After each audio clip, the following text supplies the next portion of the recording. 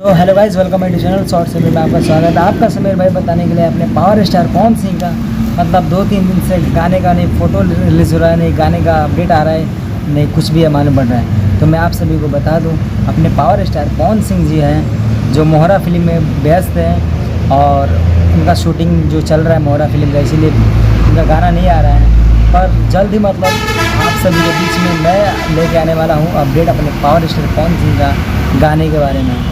तो जल्दी मैं लेके आता हूँ उनका नया एल्बम के गाने के बारे में और उनका फ़िल्म का जो मतलब शूटिंग जो कहाँ तक पहुँच गया है उसको भी मैं बताऊँगा आप सभी को। मैं दूसरी वीडियो हमारे चैनल को आप लोग सब्सक्राइब कर लीजिए, हमेशा से हमेशा अपडेट लाते रहते हैं। और गाने जो बता दूँ अपने पावर स्टार पवन सिंह का एक जो शूटिंग हो चुका है, जिस एल्बम का नाम है करियक्की ओढ़निया, वो गाना मतलब हम सभी के बीच में बहुत जल्दी आएगा।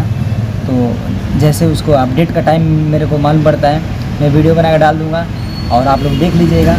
हमारे चैनल को आप लोग सब्सक्राइब कर लीजिए, हमेशा से अपडेट लाते रहते हैं। तो मिलते हैं नए वीडियो में, जब तक बाय, लव यू, जय हिंद।